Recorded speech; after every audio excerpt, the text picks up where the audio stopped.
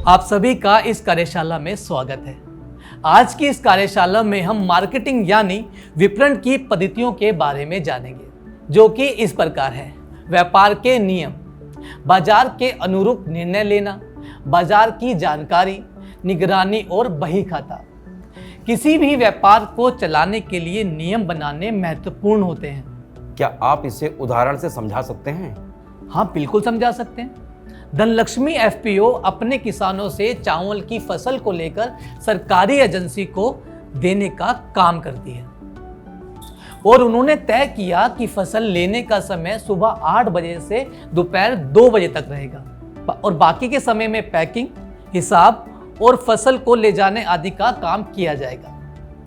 पर वो इसकी जानकारी नोटिस बोर्ड पर लिखना और अपने एफपीओ के सदस्यों को बताना भूल गए, जिसके चलते एफपीओ सदस्य 4 बजे तक भी अपनी फसल को लाते थे और खरीदे जाने की मांग करते थे, जिसके चलते एफपीओ अपना व्यवसाय ठीक प्रकार से नहीं चला पा रहा था। जिस प्रकार सड़क पर चलने के नियम यातायात को नियमित करते हैं, ठीक उसी प्रकार व्यापार के लिए भी नियम जरूरी है। जी, अब तो आप स्वयं ही समझ सकते हैं कि नियम ना होने से किन परेशानियों का सामना करना पड़ सकता है। आप बिल्कुल ठीक कह रहे हो श्रीकांत जी। हमारे एफपीओ में जब हमने अपनी फसल की गुणवत्ता जांचने का कार्य शुरू किया तो गुणवत्ता के ग्रेड तय नहीं किए हमने और ना ही हर ग्रेड की फसल का अलग मूल्य तय किया। अब इससे क्या हुआ ना कि कुछ सदस्य दूसरे ग्रेड की फसल लाते और पहले ग्रेड की मूल्य की मांग कर लेते। ये भी आपने एक बहुत अच्छा उदाहरण दिया। अब हम समझेंगे डिसीजन मेकिंग यानी व्यापार के फैसले लेना। सही समय पर सही फैसले लेना आपके एफपीओ का भविष्य तय करता है। इसको हम एक उदाहरण से समझते हैं। एक कॉर्पोरेट खरीदार ने हर रोज 2 से 3 टन सब्जियां खरीदने के लिए कुछ एफपीओ से संपर्क किया और उसने सभी जानकारियां जैसे फसल की गुणवत्ता, मूल्य आदियों को भी स्पष्ट कर दिया। एक एफपीओ ने अपने पूरे साल का मार्केटिंग प्लान बना रखा था। उसने एक ही दिन में खरीदार से संपर्क कर लिया।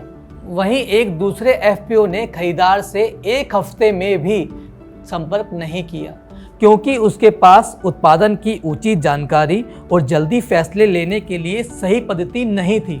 श्रीकांत जी, मैंने एपीएमएस के मॉड्यूल में पढ़ा था कि फैसले भी 2 तरीके के होते हैं।